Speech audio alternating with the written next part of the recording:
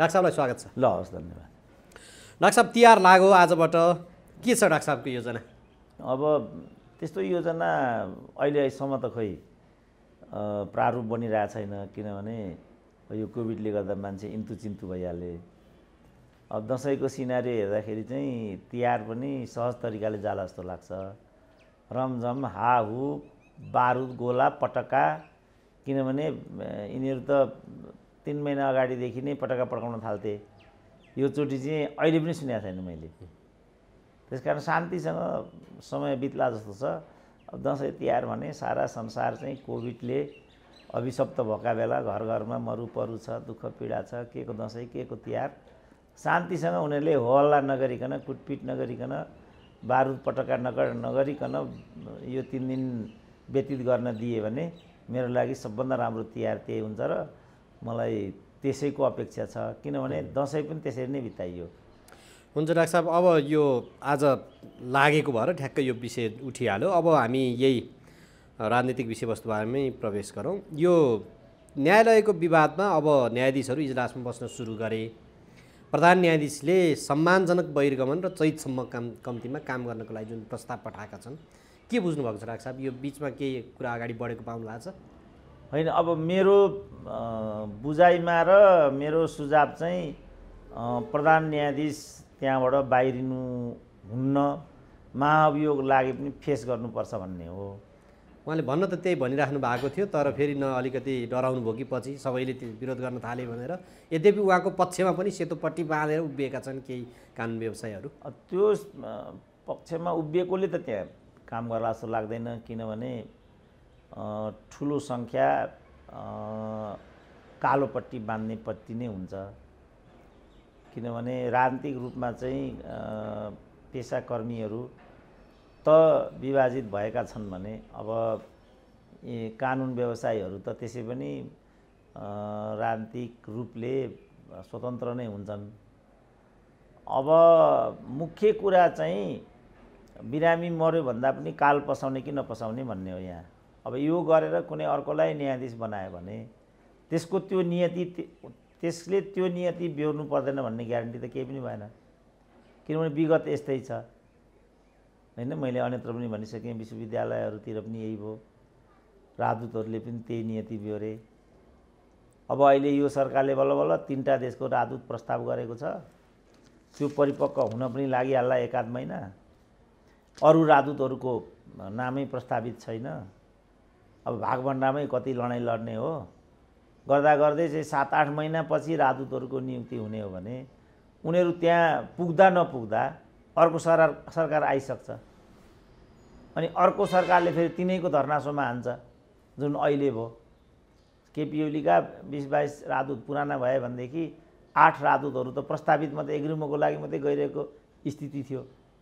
विगत समयदेखि नै यस्तै भइआएको छ। फेरि उपेन्द्र यादव परराष्ट्र मन्त्री भएकै बेलाको कुरा, एग्रिमो नआइपुग्दै उनको सरकार गइहाल्यो। तिनीहरूले बिचारा नियुक्ति पत्रै बुझ्न पाएनन्। यसले एउटा अन्यल र अस्थिरता मात्रै ल्याउँदैन कि देशको अन्तर्राष्ट्रिय छवि र विश्वसनीयतामा पनि प्रश्न आउँछ। अहिले हामी एमसीसीमा देखिरहेका छौँ नि।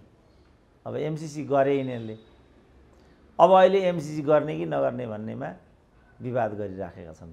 नेपाली 2-3 कित्तामा चाहिँ बाँडिएका छन्। अब अदालतको कुरा पनि त्यही हो।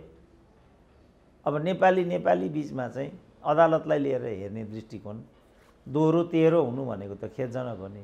किनभने त्यो त न्याय दिने ठाउँ हो, नामै न्यायमूर्ति, न्यायको मन्दिर। अब मन्दिरमा पुजारी नै तेरो मेरो भयो भने अनि भक्तजनले के आशीर्वाद पाउँछन् त त्यहाँबाट? डाक्टर साहब, यो बिचमा जसरी न्यायालयको घटनाक्रम अगाडि बढ्यो, यसमा राजनीतिक दलहरूले जुन किसिमको मौनता साधे र राजनीतिक दलहरूसँगै राष्ट्रपति जो संविधानको पालक संरक्षक भनिन्छ, अघि पछि यस्ता राष्ट्रिय घटनाक्रममा दलहरूलाई बोलाएर के हो भनेर धारणा राख्ने राष्ट्रपतिले अहिले चाहिँ किन चासै दिनु भएन नि? अब राष्ट्रपतिको राजनीतिक शक्ति भनेको चाहिँ आफूले पठाएको दल नै हो। अब आफूले पठाएको दल आफै अब अस्तव्यस्त भयो र आफूले पठाएका जसले आफूलाई पठायो त्यो दलले नै सबैभन्दा बढी उनको विरुद्धमा चाहिँ प्रहार केन्द्रित गर्यो। अनर्गरल दोषारोपणहरू भए। त्यसपछि अब राष्ट्रपतिले कुनै किसिमको पहल कदमी लिइन् भने फेरि यिनीहरूले बहिष्कार भन्दैलान्, यी केपी ओलीकी राष्ट्रपति हुन् भन्दैलान्। अब उनलाई थाहा छ उनले त्यहाँ केही गर्न सक्ने कुरा पनि आउँदैन कि हिम्मत गर्नु पर्यो। अब बन्दी प्रत्यक्षीकरणका मुद्दाहरू एक हप्तासम्म जसरी रोकिए त्यो बिचमा, यो यसरी अब त्यति बेला थुनिएका मान्छे त थुनियै भए। अदालतमा त अदालतले त मुद्दा हेरेर सफाइ दिने अवस्थाहरू रहन्थ्यो कतिपयलाई मुद्दाको गुणदोषको आधारमा। त्यो आधारमा त जनता त दुखित भए, मुद्दाहरू हेरिएन नि त। त्यो त राष्ट्रपतीय पदभित्रको दायित्व पर्छ कि पर्दैन होला त डाक्टर? होइन, राष्ट्रपतिको कुनै कार्यकारी त्यहाँ हैसियत हुँदैन संविधानअनुसार। राष्ट्रपतिले चाहिँ मन्त्री परिषदबाट जे सिफारिस पठायो त्योभन्दा दाहिने देब्रे गर्न पाइँदैन। संविधानले त्यस्तो खालको परिकल्पना गरेको छैन। राष्ट्रपतिको मोरल एथोरिटी हुन्छ।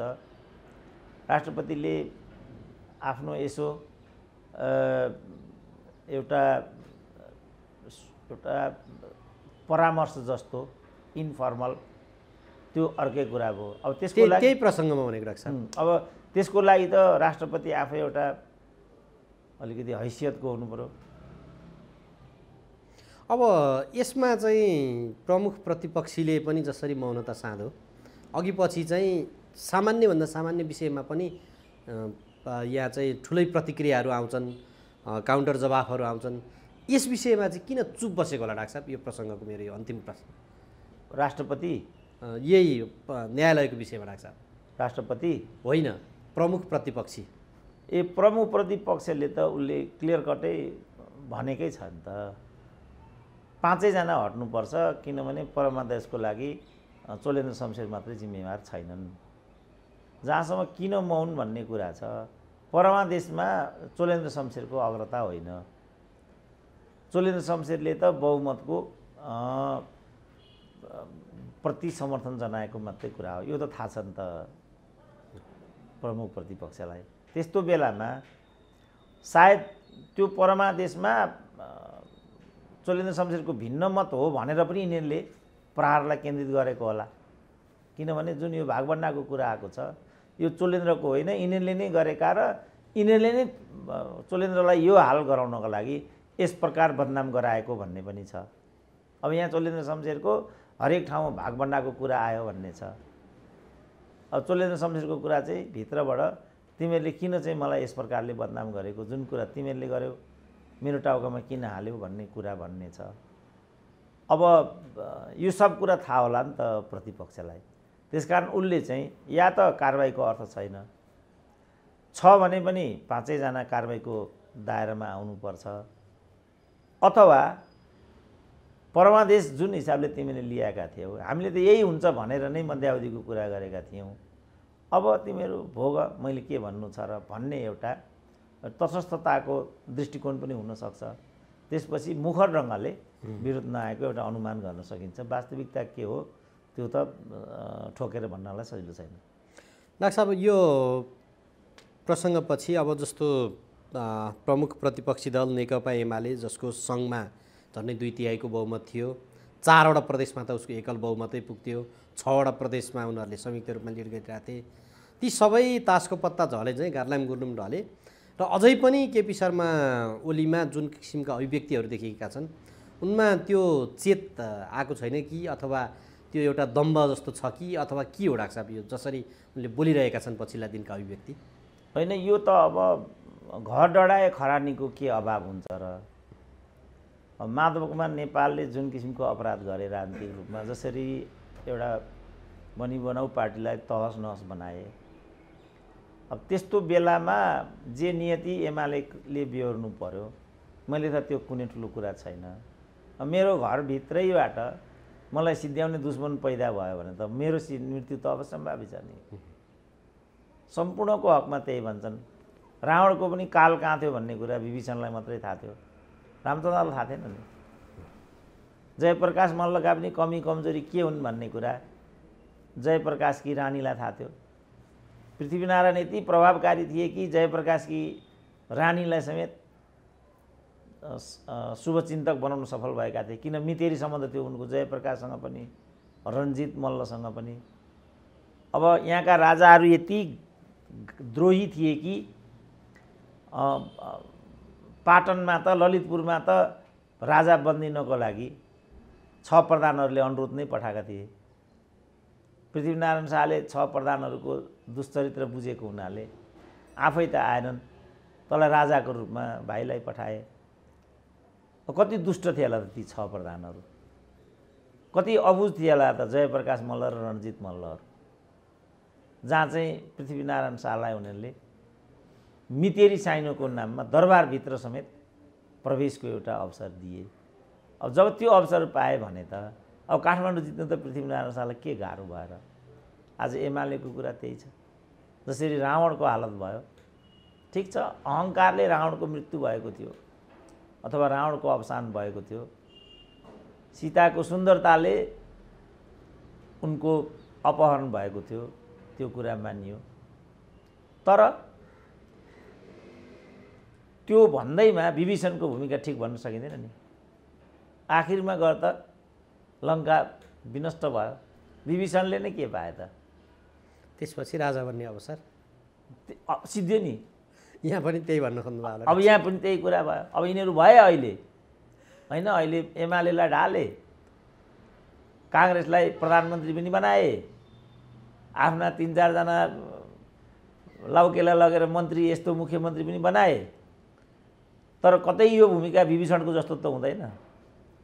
त्यसलाई आकलन गरेर सायद केपी ओलीको अहङ्कार गलेको छैन होला। हेरौँ न, अब चाहिँ 1-8 वर्ष पर्ख्यौँ, जनताले पनि त्यो सब कुरा त हेरिरह्यो होला। जनादेशको चाहिँ कदर नगर्दाखेरिको परिणाम भन्छ नि डाक्टर साहब, यो यसरी गर्लाम गुर्लुम ढल्नु चाहिँ हो होइन? हामी देखिरहेछौँ त जनादेशको परिपालन त यो पक्षले नगरेको होइन र। यसरी प्रतिपक्षलाई प्रधानमन्त्री बन्ने, माधव कुमारलाई यस्तो गर्ने, प्रचण्डलाई त्यस्तो गर्ने जनादेश हो र। त्यसो भने डाक्टर साहब, यो अब ढिलो चाँडो चुनाव हुन्छ, चुनाव केन्द्रित गतिविधिमा राजनीतिक दलहरू लागिसकेका छन्। चितवनमै पुगेर केपी शर्मा ओलीले यो धोबीले लुगा पछारे चाहिँ पछार्नुपर्छ भन्ने जुन अभिव्यक्ति दिएका छन्, यसलाई चाहिँ कसरी हेर्नु डाक्टर साहब? अब उनीहरूले त्यस्तो लवज प्रयोग नगरे हुन्थ्यो भन्ने मेरो चाहिँ सुझाव छ। तर उनीहरू हिजो रातिसम्म पनि यस्तै लवज प्रयोग गरिरहेछन्। अब माधव नेपाल केपी ओलीले 10% ल्यायो भने राजनीतिबाट सन्यास लिन्छु भन्छन्, यही कुरा विरोध कतिवटा भन्छन्। रामकुमारी झाँक्री त म एक्लै काफी छु पनि भन्छन्। मेटमणि चौधरीलेसम्म चाहिँ धक्का दिए भनेपछि त यो त कुइनोले पहरो लडाउने जस्तो कुरा भयो। पछिल्लो पटक चाहिँ केपी ओलीको ती सब अभिव्यक्तिको जवाफमा यो धोबीले लुगा पछारे जस्तो पछारे भन्ने कुरा आइरहेछ। मेरो चाहिँ जम्मैलाई सुझाव के छ भने, तिमीहरू यो भन्दै नहिँड, गरेर देखाऊ भइगयो नि। किनभने धोबीले लुगा पछारे जस्तो धोबीले पछार्ने हो कि जनताले पछार्ने हो भन्ने कुरा त थाहा लाग्दैन यसलाई। भोलि जनताले उल्टै केपी ओलीलाई धोबीको जस्तो पछारे भने के भन्छन् त? उल्टै माधव नेपाललाई चाहिँ जमानत जफ्त गराइदियो भने अनि सन्यास लिन्छन् त माधव कुमार नेपाल। त्यस कारणले यस्तो कुरा चाहिँ न प्रचण्डले न कसैले। बरु काङ्ग्रेसले के भनेको छ भने एमाले अहिले पनि जिउँदो छ, एमालेलाई हराउन त्यति सजिलो छैन। त्यसकारण यस प्रकारले जो बोली वचन गरेर आएका छन् यिनीहरू, त्यो मैले देख्दा अशोभनीय छ, शिष्ट पनि छ। मेरो चाहिँ सुझाव उनीहरूलाई के छ भने, कसैले कसैलाई धोबी जस्तो पछार्ने पनि होइन, कसैले कसैलाई जमानत जफ्त गराउँछु भन्दै हिँड्ने पनि होइन, बस गरेर देखाउने हो। अब गरेर देखाएपछि यिनीहरूले नमाने पनि त्यति बेर यिनीहरू मलाई धाँधली गरेर गठबन्धन गरेर फलानु गरेर त भन्ने नै छन्। जस्तो गएको निर्वाचनमा काङ्ग्रेस हार्यो, उसले के भन्यो भने काङ्ग्रेस हारेको होइन, वाम एकताले मात्रै, वाम गठबन्धनले मात्रै यो भएको हो भन्यो। उसले यति भन्यो, वाम गठबन्धनले होस् अरू कुरा गरेर होस्, जितेको त जितेको जिते हुन्छ नि त। त्यसो भने त प्रचण्डको छोरीले धाँधली गरेर जितेको छ, त्यो जितलाई जित नमान्ने त। त्यसो भने निर्वाचन आयोगले त्यसलाई नै अगाडि बढायो, सर्वोच्च अदालतले त्यसलाई नै सदर गरिदियो। अब हामीले त्यो जितेको होइन मतपत्र च्यातेर टोकेर बत्ती निभाएर भन्दैमा रेणु दाहालको के अरे विजय चाहिँ पराजयमा बदलिन्छ त? त्यो त बदलिँदैन। तर कहिले यसको हिसाब किताब हुन्छ भने जब फेरि निर्वाचनमा यिनीहरू जान्छन्, त्यो बेला जनताले चाहिँ जस्तो किसिमको मतादेश दिन्छन्, यो सब कुरालाई कसरी हेरेको भन्ने कुरालाई निर्दिष्ट गर्ने भनेको चाहिँ त्यो चिज हुन्छ। जनताले फेरि ओलीलाई नै दिए, यिनीहरूको रोदन सिद्धियो। यिनीहरूलाई दिए, ओलीको अवसान स्थायी भयो, त्यसपछि ओलीले छुट्टी लिए पनि हुन्छ। तर अहिले नै ओलीले 10% ल्यायो भने चाहिँ सन्यास लिन्छु, 1 सिट पनि ओलीले ल्यायो भने कान काटिदिन्छु भन्नुको के अर्थ हुन्छ? भोलि उल्टो भयो भने? त्यसकारण यस्तो किसिमको बकबक चाहिँ मैले लेख्दा नगरेकै राम्रो हुन्छ। धोबीको प्रकरण होस्, 10 सिटको प्रकरण होस्, सन्यास लिने प्रकरण होस् वा अरू कुनै प्रकरणहरू हुन्, त्यसरी भन्नुभन्दा पनि लुरु जनताको बिचमा जाने हो, आफ्ना मुद्दाहरू पुर्याउने हो र यसको वास्तविकता चाहिँ खोल्ने हो। तर अब त्यो चाहिँ गरिदिन पर्ने। तर यहाँ त शीर्ष नेताले, खास गरी अध्यक्षले चाहिँ एक्लै अर्कालाई कसरी हुन्छ खुइल्याउने, एक्लै अर्कालाई सक्ने दिशामा लागेका छन्। पछिल्ला समयमा अब जुन नेताहरूको त्यसमाथि पनि शीर्ष यही अध्यक्षहरूको जीवनशैलीलाई लिएर, जीवनशैली जुन छ त्यसमा उनीहरू बिचमा चाहिँ यो टिका टिप्पणी भइरहेको थियो। ओलीले चाहिँ ज्ञानेन्द्रका मान्छे भेटेर गणतन्त्र उल्ट्याउन लागेका छन् भन्ने हिसाबले जुन प्रचण्डले अभिव्यक्ति दिए, यसलाई चाहिँ हामीले कसरी हेर्ने डाक्टर साहब? यो पनि अनर्गल, यस्तो पनि नबोलेकै राम्रो भन्छु म। किनभने ओली त गणतन्त्रको लागि सबैभन्दा बढी जेल बसेका नेता हुन् नि। माधव कुमार नेपाल, प्रचण्डहरू उनीहरू पक्कै पनि नेता हुन्, तत्तत पार्टीका उनीहरू नेताहरू हुन्। त्यसो भने माधव नेपालले त राजतन्त्र चाहिँ जनमतबाट मात्रै फाल्नुपर्छ, सोझै फाल्नु हुँदैन भन्ने नोट अफ डिसेन्ट नै सातदलीय दलको बैठकमा चाहिँ 2064 कार्तिक 22 गते प्रस्तुत गरेको नोट अफ डिसेन्ट युक्त डकुमेन्ट अहिले पनि समाजमा छ। केपी ओलीको शैली जस्तो सुकै होस्, किन उनी अहङ्कारी छन्, उनी भ्रष्ट प्रवृत्तिलाई संरक्षण दिन्छन्, गुटबन्दी गर्छन्, अराजनीतिक खालको उनको हरकत छ भन्ने कुरा त स्थापितै छ। तर 14 वर्ष जेल बसेको कुरालाई त हामीले ख्यालठट्टा भन्नु भएन नि त, जो चाहिँ राजतन्त्र उन्मूलन का लागि हतियार उठाएको झापा आन्दोलन बापतको दण्ड थियो। अब त्यस्तालाई राजतन्त्र ल्याउँछन्, हिन्दू राज्य ल्याउँछन्, सङ्घीयता उल्टाउँछन् भन्दै हिँड्नु, त्यो पनि मैले लेख्दा अन्यायपूर्ण छ। यस्तो अनर्गल कुरा भन्दै हिँड्यो भनेदेखि मान्छेले यसलाई पनि हिसाब गरेर बसेको हुन्छ। उनीमाथि भएको आरोप लगाउन, त्यो त अब उहाँमाथि चाहिँ एउटा बैलगाडाको अभिव्यक्ति, अब यद्यपि उहाँले त्यसको कुरा गर्नुभएको छ। अर्को चाहिँ यो सङ्घीयता जब यो खास गरी प्रदेशका सरकारहरू ढल्न थाले, त्यस विषयमा चाहिँ अब उहाँका अभिव्यक्तिहरू चाहिँ उहाँ निकटका व्यक्तिहरूबाट कुनै कुरा एक्सपोज हुन्छ भने दिन्छ भन्ने पाटमा चाहिँ महेश बस्नेत लगायतबाट अथवा गोकुल बास्कोटाबाट यो सङ्घीयताको विषयमा पनि एकचोटि चाहिँ हेर्न पर्ने भयो भन्ने खालको जुन अभिव्यक्ति केही अगाडि आएको थियो, त्यो हिसाबले चाहिँ उहाँमा त्यो ट्याग लागेको हो कि डाक्टर साहब? होइन, त्यो त अरू नेताले पनि भनिरहेको हुन्छ नि त। अब एमसिसीको बारेमा कृष्णबहादुर महराकै आफ्नै खालको प्रतिक्रिया छ। त्यो कन्या राशिको प्रकरण त्यसले गर्दा उठेको भन्ने पनि छ। नारायण काजी श्रेष्ठका कुराहरू पनि छन्। अब अहिले राजेन्द्र श्रेष्ठ पनि सङ्घीयता महँगो भयो, कर बटुल्ने एउटा माध्यम मात्रै बन्यो, सर्वत्र पदै पद भए, यस्तो कुरा भनिराखेको छ। मैले यो जसपाका ठुल्ठुला नेताहरूसँग कतिपय विषयमा यसो कुराकानी गर्छु, उनीहरूमा पनि सन्तुष्टि भयो जस्तो मलाई लाग्दैन।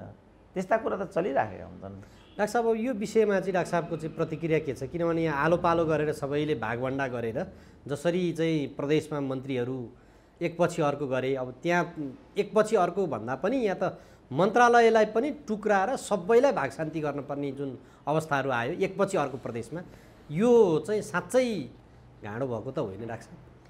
होइन यो घाँडो भएको होइन, उनीहरूले यो चिज यतिका लागि नै ल्याएका हुन्, यो चाहिँ भएको हो। वास्तविकता चाहिँ यो जनतालाई घाँडो उनीहरूलाई फाइदा लुट्ने भाँडो भएको हो कि? त्यो चाहिँ हो, जनतालाई त घाँडो भएकै छ। तर अब जनताको एउटा सेक्सन भन्ने कुरा आयो र जुन सरकारवाला जनता हो त्यो सरकारवाला जनताले यसलाई अस्वाभाविक रूपमा लिएको छैन। किनभने सिद्धान्त त पनि सङ्घीयता भनेको पावर सेयरिङको प्रणाली हो। पावर एक ठाउँमा जब केन्द्रित हुन्छ त्यो पावरमा साझेदारी बढाउनको लागि सङ्घीयतामा गइन्छ। अब सिद्धान्त त राज्यलाई विभाजित हुनबाट रोक्ने र विभाजित स्थितिलाई चाहिँ जोड्ने, कमिङ टुगेदर होल्डिङ टुगेदर, यो दुई सिद्धान्तले चाहिँ सङ्घीयतामा गइन्छ भनिन्छ। जस्तो कमिङ टुगेदर युएसको मोडल हो, त्यो कमिङ टुगेदर युएसको मोडल होइन। अब होल्डिङ टुगेदर श्रीलङ्का, नेपाल इत्यादिको मोडल हो। नेपालमा चाहिँ एकात्मक राज्यले शोषण गर्यो, निश्चित समुदायको हातमा चाहिँ राज्यका अधिकार र सुविधाहरू चाहिँ केन्द्रित भए। त्यसकारण सङ्घीयतामा गएर यो निश्चित समुदायले हालिमुहाली गरेको राज्य प्रणालीलाई परिमार्जन गर्नुपर्छ भन्ने हिसाबले कमिङ टुगेदरको होल्डिङ टुगेदरको लागि, नत्र भने हामी छुट्टिन्छौँ भन्ने कुरा आयो। कसरी होल्ड गरिराख्ने त त्यसो भने भन्दा पावर सेयरिङ गरौँ, त्यसो भने ठिक छ भन्ने हिसाबले हामी सङ्घीयतामा गएका छौँ।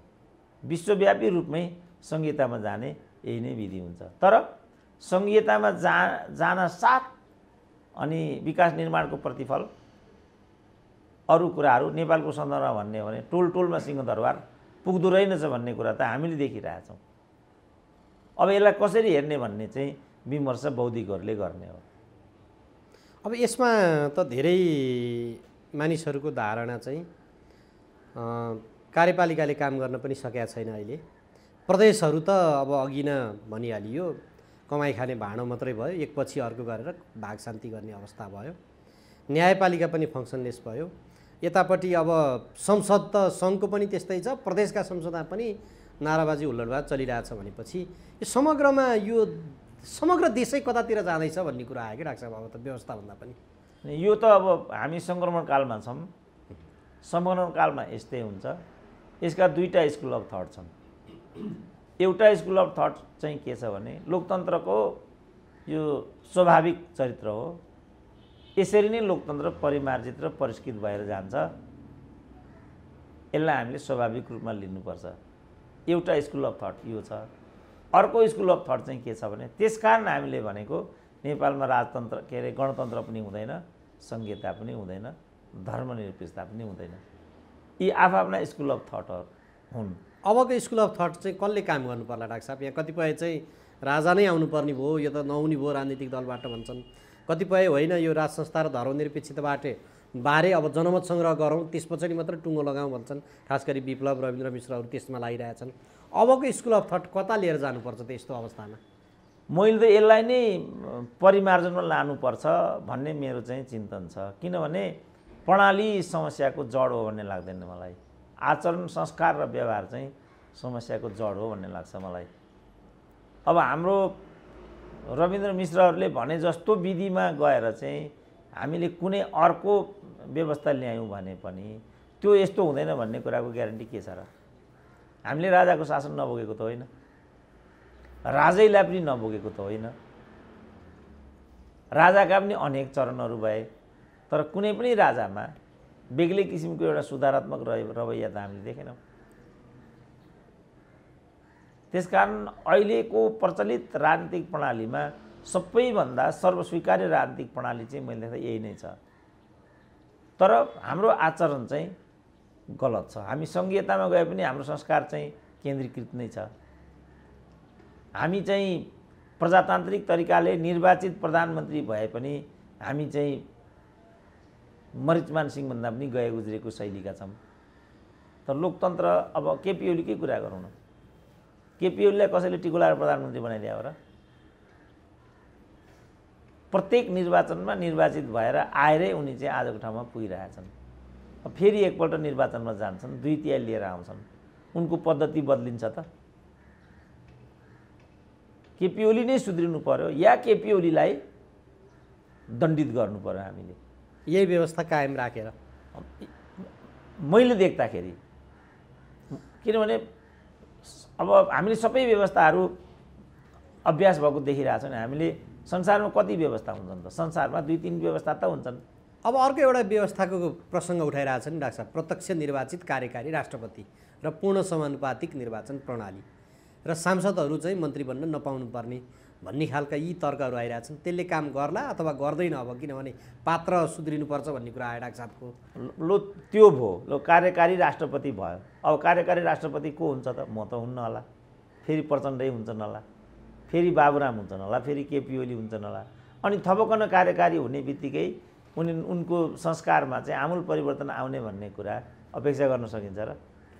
अब यहाँ अहिले चाहिँ कस्तो भयो भने एकपछि आरोपहरू छताछुल्ला हुन्छन्, त्यो नेताहरूको व्यवहार र शैलीले पनि त्यसलाई देखाउँछ। जस्तो प्रचण्डलाई चाहिँ 1.5 लाखको खाटमा चाहिँ सुत्छन्, उनको जीवनशैली त्यस्तै खालको रवाफिलो छ भनिन्छ। केपी शर्मा ओलीले त इटालीबाट हङकङबाट महँगा सामान मगाएर भ्रष्टाचारमा लिप्त रहेछन् भनेर उनकै पार्टीका चाहिँ अब हिजोका वरिष्ठ नेता, अहिले त समाजवादीका अध्यक्षले आरोप लगाइरहेछन्। नेताहरूलाई चाहिँ यसरी आरोपित हुनपर्ने अवस्थाहरू रियालिटी नै एक्सपोज भइरहेछ कि? यद्यपि फेरि उनीहरूले त्यसमा प्रष्टीकरण कसरी दिएछन् भने म त भाँडाकुँडा लिएर गएको, ढिँडो खाएर सुतेको थिएँ, मलाई आरोप लगाउने भन्छन् क्या। जनता चाहिँ रणभुल्ल पर्नुपर्ने अवस्था भयो डाक्टर साहब, के हो यो? होइन, मैले पहिल्यै भनेको थिएँ, त्यसकारण चाहिँ लोकतन्त्रमा सबै कुरा पारदर्शी हुनुपर्छ। नेताको जीवनशैली पनि पारदर्शी हुनु पर्यो, उनीहरूमा विश्वसनीयता चाहियो। अब त्यसको प्रश्न हो यो। जहाँसम्म भ्रष्टाचारको कुरा छ, भ्रष्टाचार आरोप नलागेको कुन चाहिँ प्रधानमन्त्री छ नेपालमा? मलाई भनिदिनु त। माधव नेपालमाथि छैन त्यो आरोप? छ। ललिता निवासको यत्रो चर्चा नै छ नि, अनि अरू पनि छन्। अनि यो के भनेको म यो बुझ्दिनँ। त्यही त। अनि आफूलाई चाहिँ देख्दैनन्, अर्कालाई चाहिँ कसरी देख्छन् त डाक्टर साहब? कि यो एउटा उखान छ नि, आफ्नो आङको भैँसी नदेख्ने अर्काको जुम्रो देख्ने भने जस्तो हो क्या हो? तर त्यो भनेर पनि रोदन जस्तो मात्रै हुने भयो। हामीले भन्यौँ पद नपाएको छटपट्टि भन्छन्, पत्र पत्रिकाले भने युट्युबे भ्युज बढाउनलाई चाहिने नचाहिने कुरा गरेर हिँड्छ भन्छन्। त्यस कारण हामीले त टोटल स्वयंलाई चाहिँ परिष्कृत नगर्ने हो भने, जस्तो पाश्चात्य मुलुक, विकसित मुलुकहरूमा चाहिँ प्रश्न उठ्यो भने पब्लिक पोस्ट होल्डरले चाहिँ उठेको प्रश्नमा जवाफदेहिता लिनुपर्छ भन्ने एउटा अभ्यास छ। मैले कतिचोटि भन्छु नि, भारतमा चाहिँ रेलको ड्राइभरले दुर्घटना गर्छ, प्लेनको पाइलटले दुर्घटना गर्छ, रेलवे मन्त्रीले जवाफदेहिता लिन्छ। अब जापान भयो, युएस भयो, युके भयो, यही पद्धति छ। सांसदहरूले चाहिँ आफ्नो पदीय गरिमा अनुसारको काम गरेनन् भने दण्डित हुनुपर्ने, जनताले पनि उनीहरूलाई चाहिँ दण्डित गर्ने, रिकल गर्ने सम्पूर्ण व्यवस्थाहरू छन्। जस्तो अब ट्रम्प र ओलीमा त केही पनि फरक थिएन नि। त्यस कारण मैले त्यही बेला भनेको थिएँ, परमादेशको विधिबाट ओलीलाई हटाउने होइन, लोकतन्त्रमा त नेतालाई दण्डित गर्ने भनेको त जनताले नै हो। कसरी दण्डित गर्ने त ओलीलाई भन्दा निर्वाचनमा हराएर। त्यो भयो भने चाहिँ ओली प्रवृत्ति किनारा लाग्छ, जसरी ट्रम्पको प्रवृत्ति अमेरिकाबाट किनारा लाग्यो। अब ट्रम्पको कहर छैन नि अमेरिकामा। यदि ट्रम्पले दोहोऱ्याएर जितिएको भएदेखि वास्तवमा अमेरिकाको छवि त विश्वव्यापी रूपमा मलाई लाग्छ उठ्नै नसक्ने गरी बिग्रिन्थ्यो होला।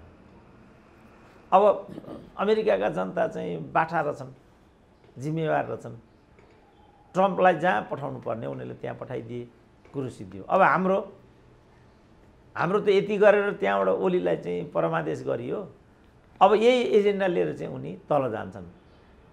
मैले यो गरौँला, यो गरौँला, यो गरौँला, रेल ल्याउँला, तेल ल्याउँला, पानी ल्याउँला, खानी ल्याउँला भनेको थिएँ।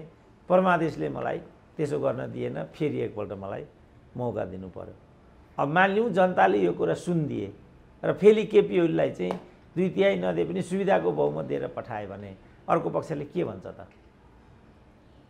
लु ओली त ओह्रालो लागेका भए, हारे भने बिग्रेको मान्छेको भत्केको घर, भत्केपछि के को डर भने जस्तो सिद्धियो कुरा। त्यो भएन र यो अहिलेको गठबन्धनले नै मार खायो भने अनि के हुन्छ त कुरा? त्यस कारण राजनीतिलाई सदाकाल दाउमा राख्नु पनि हुँदैन, अलिकति त ठाउँ राख्नुपर्छ। अब यहाँ त के छ भने ठाउँै नराखिकन चित्त बुझ्दाखेरि त्योभन्दा क्रान्तिकारी अर्को नेता हुँदैन, चित्त नबुझ्दाखेरि त्यही आतङ्ककारी हुन्छ। अब माओवादीसँग उनीहरूले पार्टी एकता गरे, एमाले यो गलत छ, कृत्रिम छ, यसले परिणाम दिँदैन है, दिए पनि यो चाहिँ देश र जनताको पक्षमा जाँदैन। अब मलाई नै कुट्नुला जस्तो गर्थे। अब भयो त मैले भनेको सबै कुराहरू मिल्यो त मलाई यो हिसाबले त पारितोषिक गर्नुपर्ने हो नि त, गर्छ त समाजले। मैले भनेको कुन चाहिँ कुरा पुगेन त गएको 3 वर्ष? युवराज कतिवटालाई राजदूत दिन्छ अमेरिकामा भनेको थिएँ, त्यही भएको। कुलमानको पुनर्नियुक्ति हुँदैन, त्यही भइहाल्यो। पार्टी एकता हुँदैन, भए पनि टिक्दैन, त्यही भइहाल्यो नि। अब यो प्रवृत्ति तिमीलाई मन परेन भने भर्खरै उपनिर्वाचन भइरहेछ, यो नेताको ठाउँमा स्वास्नी आउनेलाई एकचोटि धक्का देऊ न बाबु भने कास्कीका जनताले फेरि त्यसै गरेर पठाए। अब भनेपछि यो राम्रो हो कि नराम्रो हो, कस्तो होइन, कुन नेता के हो, कुन पार्टी कुन हो, के होइन भन्ने मापो त लोकतन्त्रमा त जनताले नै निर्दिष्ट गर्छ। रविन्द्र मिश्र इत्यादि भन्ने कुरा छ त, 1 भोट हाल्दैन जनता, के गर्ने त रविन्द्र मिश्रले त? डाक्टर साहब यो कति केपी शर्मा ओलीले के भन्छन् भने, के भनेका थिए भने जति बेला संसद विघटन गरे जनादेश र संसदीय अङ्कगणित कहिलेकाहीँ मेल खाँदैन भने, अनि यही बिचमा चाहिँ अब संसदीय व्यवस्था असफल पनि भने यो प्रणालीकै विषयमा मैले गराउँदा प्रचण्ड त होइन अब कार्यकारीमा जानुपर्छ, बरु म हाम फाल्न पारे जनयुद्धमै जानु पऱ्यो नि म जान्छु भन्छन्। यहाँ उपेन्द्र यादवले चाहिँ बहुदल पछिको समग्र विकृति चाहिँ यो काङ्ग्रेसले लिएर आएको हो भन्ने कुराहरू गरिरहेका छन्। डाक्टर साहबले हिजोका दिनमा जसरी भन्नुहुन्थ्यो, हिजो यो जे जस्ता व्यवस्था थियो पञ्चायतकालमा, ती समग्र व्यवस्था जे जस्तो अवस्था थियो पञ्चायतकालमा, त्यो अवस्था चाहिँ सबै यिनीहरूले नामेट पारे भन्ने पाटमा चाहिँ यो बहुदल आए पछाडि चाहिँ काङ्ग्रेसले साँच्चै विकृति भित्राएको हो कि यो के हो त डाक्टर साहब? होइन, अब यो काङ्ग्रेस भनेर मैले त पार्टीलाई नमुछौँ होला, तर राजनीतिक दलले परिणाम दिन नसकेको कुरा चाहिँ सत्य हो। यहाँ काङ्ग्रेस कम्युनिस्ट भन्ने, इभन उपेन्द्र यादव भन्ने पनि यहाँ पृथक पहिचान। व्यक्तिगत रूपमा उपेन्द्र यादव अरूको भन्दा साफ सुध्रेको र अरूको भन्दा जवाफदेही भएर काम गर्न खोजेको चाहिँ म पनि मान्छु, तर उनको पार्टी चाहिँ दुधले नुहाएको विकृति विसङ्गतिको बाघ चाहिँ नेपाली काङ्ग्रेस मात्रै भन्ने कुरालाई चाहिँ म मान्दिनँ। सबै यिनीहरू घिउ बेचुवा र तरवार बेचुवाउने, यिनीहरूको बिचमा केही पनि फरक छैन। मधेसवादी दल पनि पावरकै लागि टुटेफुटेको, जसरी काङ्ग्रेसले लोकतन्त्रको कुरा गर्यो त्यसरी मधेसवादीले पनि मधेसको कुरा गर्यो। तर मधेसवादीको नेतृत्वमा पनि मधेसका जनताले चाहिँ अन्य दलले जस्तै ठगेको नै मेरो आफ्नो चाहिँ त्यो चाहिँ जस्तो भनौँ न, अहिले प्रदेश नम्बर 2 मा त पहाडे फलानु भन्ने कुरा त केही पनि छैन, सबैभन्दा बढी भ्रष्टाचार त्यही छ। प्रदेशको नामाकरण त्यसले अहिलेसम्म गर्न सकेको छैन। हिजो त सबै मधेसीलाई काम गर्न नदिने, भेदभाव गर्ने इत्यादि गर्ने पहाडे थिए, अनि प्रदेश 2 मा पहाडेको त पहुँच छैन। किन उनीहरू टक टक टक टक मधेसीको पोल्टामा अनि सुनपानी हालिदिँदैनन् त? प्रणालीको पाटमा चाहिँ डाक्टर साहब जस्तो हिजो कम्युनिस्टहरू मिले काङ्ग्रेसलाई पछार दिए, आज अहिले यो गठबन्धन हामी चुनावसम्मै जान्छौँ भन्दैछन् र एमालेलाई चाहिँ नि तिमी चुनाव लड्न सबैतिर हामी हराउँछौँ भनिरहेछन्। एमालेले एक्लै चुनौती दिइरहेको छ। यो बिचमा चाहिँ अब माओवादीका अध्यक्ष चाहिँ म सुध्रिन्छु, 31 लाख सदस्य बनाउँछु भनेका उनले चाहिँ अब एमालेका सबै गतिविधि चितवन केन्द्रित हुने, त्यस पछाडि त्यो सबै घटनाक्रमले चाहिँ अर्को गठबन्धनसँग नलागी नहुने, चुनावमा एकता गरी नहुने, अझ हुँदा उनले त जसपासँग एकताको प्रस्तावै गरिसके भनेपछि त्यहाँ एक्लै लड्ने हुती जुन तपाईँले भन्नुभएको जस्तो अभ्यास गर्न सक्ने अवस्थामा त राजनीतिक दलहरू छैनन् भने यो प्रणालीमा त्यहाँनिर दोष हो कि भन्न खोजेँ डाक्टर साहब मैले। होइन प्रणालीमा त किनभने मैले अघि म भन्दै थिएँ विश्वमा 2-3 किसिमका राजनीतिक प्रणालीहरू छन्। जस्तो एउटा संवैधानिक राजतन्त्रात्मक प्रणाली, निरङ्कुश राजतन्त्रात्मक प्रणाली, उदारवादी संसदीय प्रणाली र अनुदारवादी सैनिक तथा कम्युनिस्ट प्रणाली। यदि त हुन्। संसदीय पनि काहीँ राष्ट्रपतीय प्रणाली छ, काहीँ चाहिँ प्रधानमन्त्रीय प्रणाली छ। त यो प्रणालीले कहाँ फरक पारेको छ? चाइनामा निरङ्कुश कम्युनिस्ट प्रणाली छ। त्यो प्रणाली आफैले क्रियाशील भएको भए फरक पार्दैन त होला, तर यहाँ मिलेर चाहिँ कता स्वार्थ हुन्छ त्यता केन्द्रित बनाएको भएर चाहिँ जनतामा डेलिभरीको पार्टमा फरक पारो कि भन्ने कुरा होइन। त्यो त जस्तो यहाँ आचरण संस्कारकै कुरा आयो नि। जस्तो प्रचण्डले के गरे भने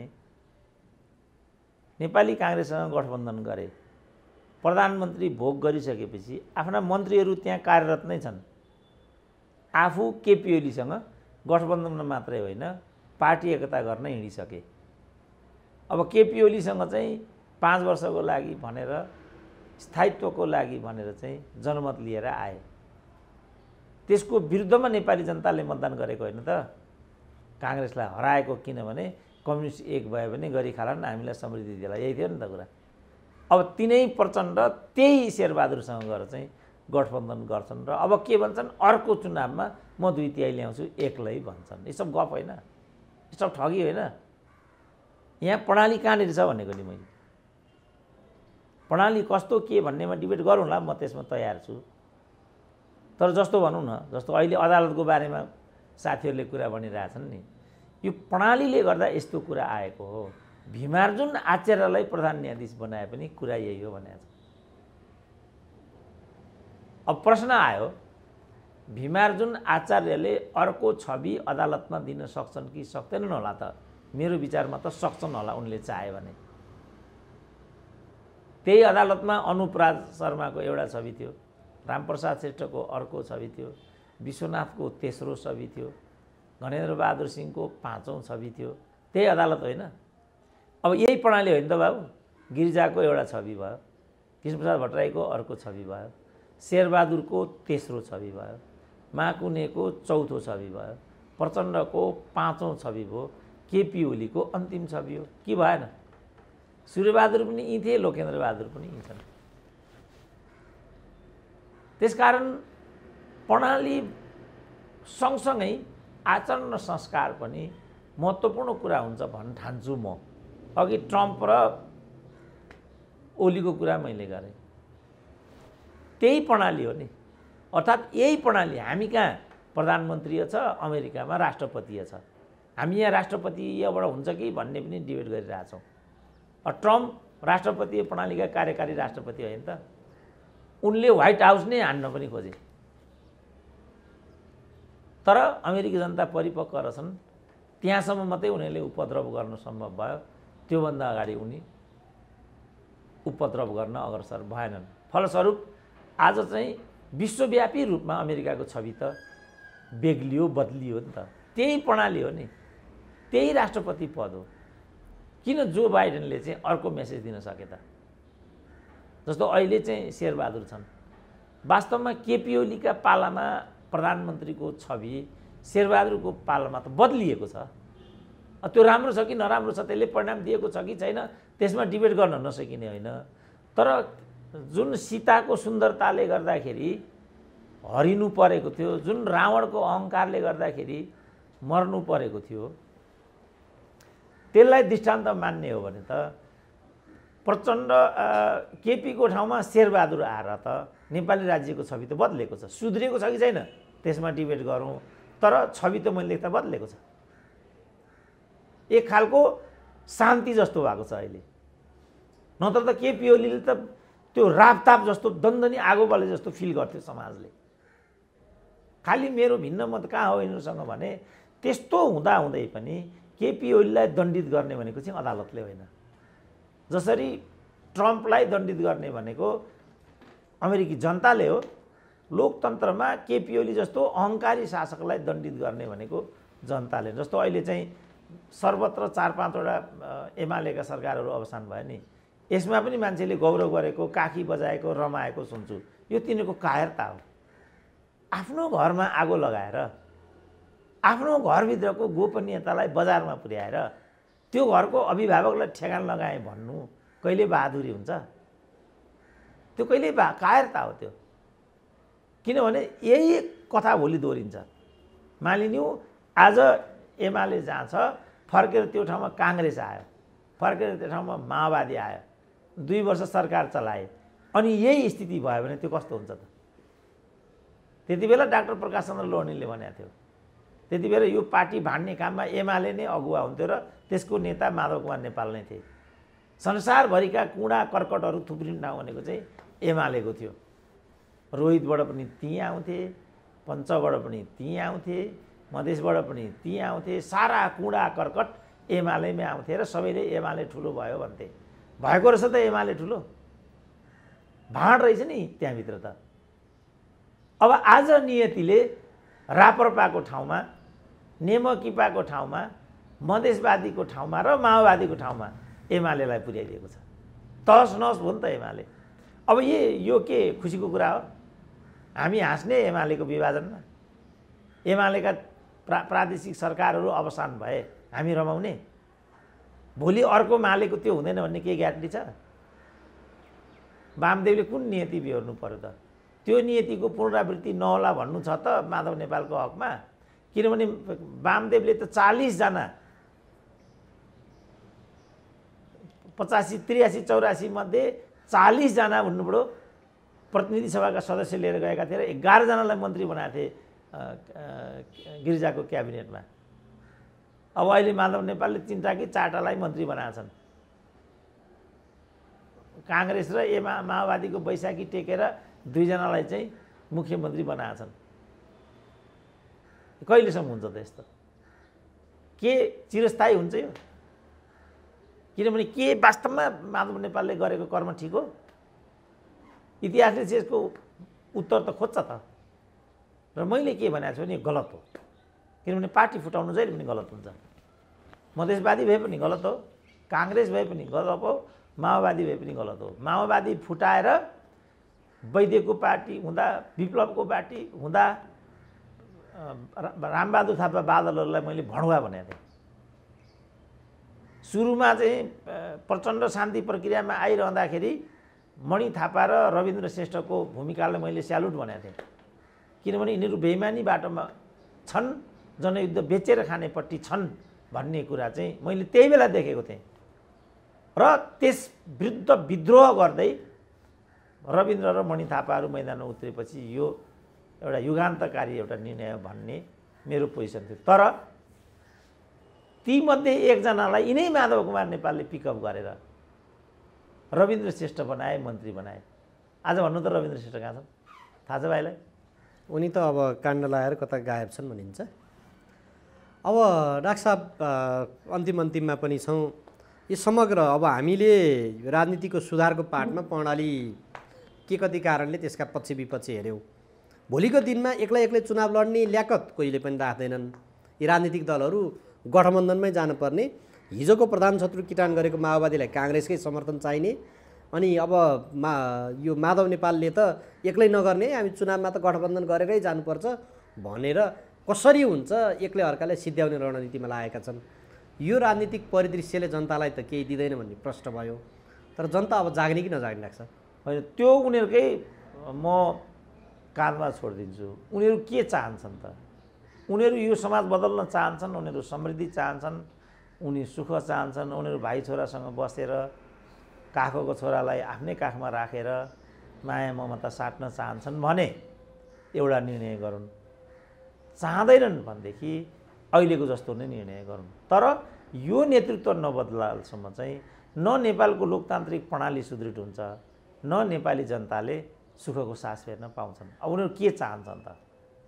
उनीहरूलाई लोकतन्त्र भए पुग्छ, अरू केही पनि चाहिँदैन भने ठिक छ, उनीहरू दोहोऱ्याएर यही नेतृत्वलाई माथि पठाउन्। होइन, लोकतन्त्रले मात्रै लाउन खान दिँदैन भन्ने हो भनेदेखि जुन कुरा पुष्टि पनि भइसक्यो, हामीले लोकतन्त्रले राजाले पनि शासन गरेको 30 वर्ष हो, बहुदलले पनि शासन गरेको 30 वर्ष भइसक्यो। ज्ञानेन्द्रको बिचमा 1.5 वर्षको अवधि पञ्चायत दिने हो भने पनि 29-30 वर्ष त भइ नै हाल्यो। त यो 29-30 वर्षमा के त्यस्तो कुरा भयो विकास निर्माणको दृष्टिकोणले, रोजगारीको दृष्टिकोणले, शिक्षाको दृष्टिकोणले, स्वास्थ्यको दृष्टिकोणले, विदेश नीतिको दृष्टिकोणले र अन्य दृष्टिकोणले? कसैले पनि मलाई भन्दै हुन्छ यो भयो भनेर। अब मैले आँकडाबाट भन्ने गरेको छु, राजाको शासनको अन्तिममा नेपालमाथि 29 अरबको ऋण थियो। अहिले त्यो चाहिँ 17 खरब पुगेको छ। 29 अरबबाट उसले पूर्व पश्चिम राजमार्ग बनायो, कोदारी राजमार्ग बनायो, अन्य सडकहरू बने, बाँसबारी छाला जुत्ता बन्यो, ढिकुटी कागज कारखाना बन्यो, हेटौँडा औद्योगिक क्षेत्र बन्यो, बालाजु औद्योगिक क्षेत्र बन्यो, धनकुटा औद्योगिक क्षेत्र बन्यो, धनगढी औद्योगिक क्षेत्र बन्यो, विराटनगर औद्योगिक क्षेत्र बन्यो नि त। अब अहिले ती जम्मै बन्द भए। त्यसकारण लोकतन्त्रलाई मैले परिभाषित गरेको छु, लोकतन्त्र भनेको दल खोल्ने र अभिव्यक्तिको स्वतन्त्रता मात्रै होइन, सँगसँगै लोकतन्त्र भनेको आर्थिक र सांस्कृतिक अधिकारको ग्यारेन्टी पनि हो। आर्थिक अधिकारको ग्यारेन्टी भनेको भाइ छोराले रोजगारी पाउने कुरा हो। कल कारखाना बन्द गरेर रोजगारीको दायरा विस्तारित हुन्छ? त्यति बेर वैदेशिक रोजगारीमा जानेहरूको सङ्ख्या 6000 थियो। अहिले त्यो सङ्ख्या चाहिँ सरकारी आँकडा अनुसार पनि 52 लाख पुगेको छ र तिनै 52 लाखले पठाएको 9 खरब रेमिटान्सबाट हाम्रो देशको 16 खरब बजेट चाहिँ चलिरहेछ। 9 खरब रेमिटान्स आउँछ, बाँकी 6 खरब राजस्वबाट उठ्छ। त्यहीबाट हाम्रो चाहिँ बजेट चलिरहेछ। तर 12 खरब व्यापार घाटा भइसक्यो, 17 खरब वैदेशिक ऋण त मैले भनिसकिहालेँ। अनि चल्छ त यो सिस्टम। अब सङ्घीयता, एकभन्दा बढी पदहरू, पुँजीगत खर्च हुन नसक्नु, विभिन्न किसिमका औद्योगिक अशान्तिहरू, त्यसले गर्दा चाहिँ लगानी मैत्री वातावरण भएन। यो लुटेर खाने एउटा दुष्प्रवृत्तिले गर्दाखेरि मेहनतमा कसैको पनि आस्था छैन। फलस्वरूप उत्पादन र उत्पादकत्वमा ह्रास आएको आइछ। त्यसमा पनि अहिले त 7 देखि 11 खरबको त धान मात्रै कार्तिके बाढीले समाप्त गर्यो। विकास या त असारे होइन भने डोजरे। अनि फसलमा चाहिँ कार्तिके बाढी पसिसकेपछि अनि त्यसमा कोभिड र भूकम्प पनि थपिएपछि त नेपाली जनताले त अब बाँच्ने त म केही पनि सम्भावना देख्दिनँ, केही पनि यिनीहरू चाहिँ खालि कसरी एमालेलाई सिद्ध्याउने, कसरी प्रचण्डलाई सिद्ध्याउने भन्नेमा ध्यान नगरिरहेको देख्छु।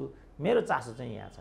डाक्टर साहब, अब अन्तिम प्रश्न, यो समग्र यति धेरै समस्याको चाङ यहाँ हुँदाहुँदै प्रधानमन्त्रीले एउटा मन्त्री गएर सम्बोधन गरे हुने कार्यक्रममा आफै सबै समस्या छोडिदिएर विदेशमा जानु चाहिँ कतिको जायज हो? त्यो एकदम अनुचित हो। तर भनेर हुँदैन। नेपाली नेताहरू विदेश जान भनेपछि सङ्कटकाल पनि उनीहरू चाहिँ छोडेर विदेशतिर हानिन्छन्। विदेश हानिनेमा शेरबहादुर पनि त्यतिकै बदनाम छन्। शेरबहादुर त यति बदनाम छन् कि उनी युके जाने भनेर अनि उनी चाहिँ कङ्गोतिर पनि हानिन्छन् र एकचोटि त हराएको पनि 9 घण्टा नेपालको प्रधानमन्त्री हरायो भन्नेसम्मको खबर थियो। त्यो हतियारमा चाहिँ ठुलो कमिसन हुँदो रहेछ, करोडौँमा होइन अरबौँमा हुँदो रहेछ कमिसन। हतियारको चाहिँ त्यस्तो हुँदो रहेछ। अब त्यो पोकाको लागि दौडधुप गर्ने राजैले 5 करोड नेवानी माथिको अफ्रिका भ्रमण गरेको बेरुजो अहिले पनि फोर फारक भएको छैन भन्ने म सुन्थेँ। अब यिनले त 30 जनाको ताती लिएर त्यतातिर गएका भन्ने सुन्छु। राष्ट्रकै बेइज्जत गरे शेरबहादुरले भनेर त पूर्व राष्ट्रपतिले नै भनिसके। अब हामीले त खालि चित्रित गरिदिने मात्रै हो, उहाँहरूलाई छुँदैन गैँडाको छाला हो। अब नछोएपछि के उपाय हुन्छ ल भन्नु त बाबु। त्यस कारण लोकतन्त्र भनेको म भन्छु नि मोरल र इथिक्सबाट चल्ने सिस्टम हो। Minus moral and ethics, no more democracy.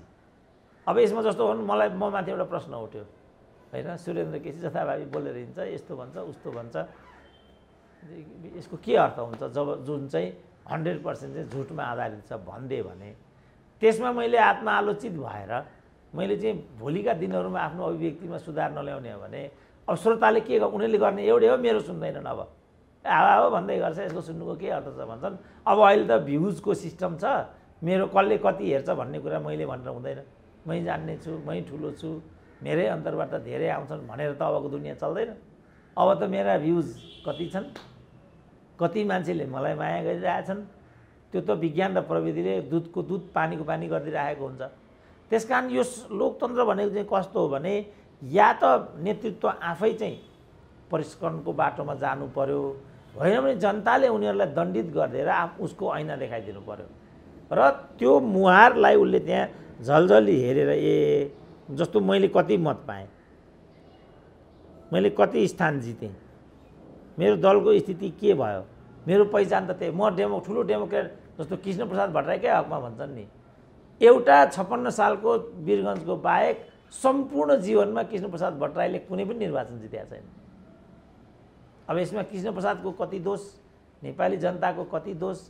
Nepali जनताले त यहाँसम्म गरे एकचोटि निर्वाचन क्षेत्र नम्बर 1 मा त्यत्रो युगान्तकारी नेता, 47 को संविधान समयमै दिन सक्ने, अन्तरिम सरकारलाई समयमै व्यवस्थित गर्न सक्ने नेतालाई विद्या भण्डारीसँग हराइदिए। अब फल अब नेपाली जनताले अहिले त्यो भोग्दैछ। किन म के भन्छु उसलाई भने उसले मतदानमा पनि परिपक्वता देखाउनुपर्छ। विजय लायक छैन भने तलबाट रोकिदिनुपर्छ क्या, हराइ नै दिनुपर्छ क्या। जस्तो अहिले म भन्छु नि यो नेकपाको प्रक्रियामा उसले मिहिन तरिकाले हेर्नुपर्छ कि यसमा गल्ती कसको छ। केपी ओलीको कति गल्ती हो, प्रचण्डको कति गल्ती हो, माधव नेपालको कति गल्ती हो, शेरबहादुरले सरकारमा जानु कति सही कति गलत, दुधको दुध पानीको पानी ड्याङ्की ड्याङ जस्तो भनौँ न।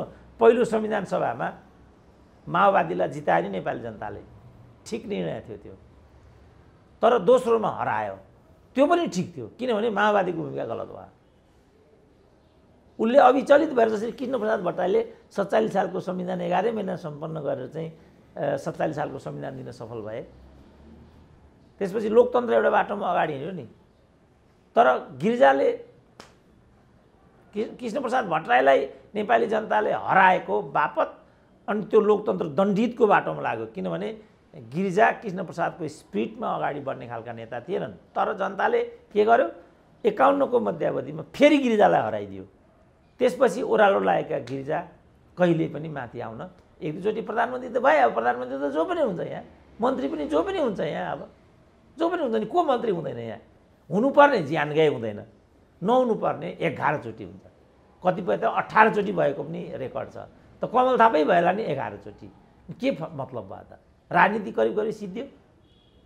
मन्त्री नहुनु ठिक कि राजनीति नहुनु, मन्त्री राजनीति सकिनु ठिक कि मन्त्री नहुनु ठिक? त्यो विवेक पुर्याउनु पर्यो नि मान्छेले। कैयौँ मान्छे जस्तो प्रदीप गिरी कहिले पनि मन्त्री भएनन्। विजय गजता ठुला कि प्रदीप गिरी ठुला त? शेरबहादुरलाई अब हितप्रसाद ज्योतिषीले भनेको छ अझै 2 चोटि हुन्छन्। शेरबहादुर ठुला कि कृष्णप्रसाद ठुला त?